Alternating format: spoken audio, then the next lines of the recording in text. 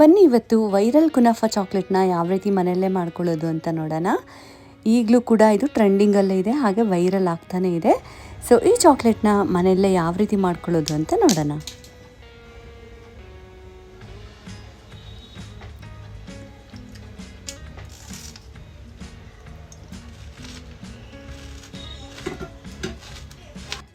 Viral ಕುನಾಫಾ chocolate ಮಾಡ್ಕೊಳ್ಳೋಕ್ಕೆ ಇಲ್ಲಿ ನಾನು 1 ಕಪ್ ಆಗೋಷ್ಟು ಡಾರ್ಕ್ ಚಾಕ್ಲೇಟ್ನ ತೊಗೊಂಡಿದ್ದೀನಿ. ಇದನ್ನು ಈ ರೀತಿ ಡಬಲ್ ಬಾಯ್ಲರ್ ಮೆಥಡಲ್ಲಿ ಮೆಲ್ಟ್ ಮಾಡ್ಕೋಬೇಕು. ಸೊ ನೀವು ಮಿಲ್ಕ್ ಚಾಕ್ಲೇಟ್ ಕೂಡ ತೊಗೋಬೋದು. ಇದಕ್ಕೆ ನಾನು ಮೌಲ್ಡಾಗಿ ನಮಗೆ ನಾರ್ಮಲಿ ಬಟರ್ ಕ್ಯೂಬ್ಸ್ಗೆ ಸಿಗುತ್ತೆ ನೋಡಿ, ಈ ಪ್ಯಾಕ್ನ ಯೂಸ್ ಮಾಡ್ತಿದ್ದೀನಿ. ಸೊ ಮೆಲ್ಟ್ ಮಾಡಿರೋಂಥ ಚಾಕ್ಲೇಟ್ನ ಒಂದು ಸ್ವಲ್ಪ ತಣ್ಣಗಾದ್ಮೇಲೆ ಈ ರೀತಿ ಎಲ್ಲ ಕಡೆನೂ ಸ್ಪ್ರೆಡ್ ಮಾಡಬೇಕು. ಮಿಡಲಲ್ಲಿ ನಮಗೆ ಆರಾಮಾಗಿ ಸೆಟ್ ಆಗೋಗುತ್ತೆ. ಎಂಡ್ಸಲ್ಲಿ ಒಂದು ಸ್ವಲ್ಪ ತೆಳುವಾಗಿರೋದ್ರಿಂದ ಒಂದು 5 ನಿಮಿಷ ಫ್ರಿಜ್ಜಲ್ಲಿ ಇಟ್ಬಿಟ್ಟು ಮತ್ತೊಂದು ಸರಿ ಈ ರೀತಿ ಎಂಡ್ಸಿಗೆ ಮಾತ್ರ ಈ ರೀತಿ ಕೋಟ್ ಮಾಡ್ಕೊಳ್ಳಿ.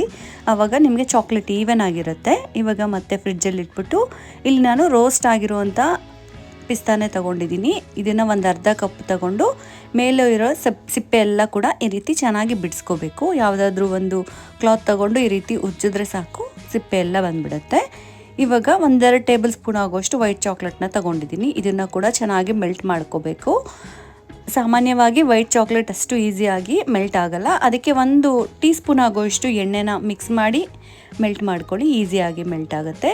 ಇವಾಗ 2 ಟೇಬಲ್ ಸ್ಪೂನ್ ಆಗೋಷ್ಟು ಚಾಕ್ಲೇಟ್ನ ಸೇರಿಸ್ಕೊಂಡು ಪಿಸ್ತಾ ಮತ್ತು ಚಾಕ್ಲೇಟ್ನ ನುಣ್ಣಗೆ ಗ್ರೈಂಡ್ ಮಾಡ್ಕೋಬೇಕು. ಹಾಗೆ ಇಲ್ಲಿ ನಾನು ಸಣ್ಣಕ್ಕೆ ಸಿಗುತ್ತೆ ನೋಡಿ, ಆ ಶಾವಿಗೆನ ತೊಗೊಂಡಿದ್ದೀನಿ.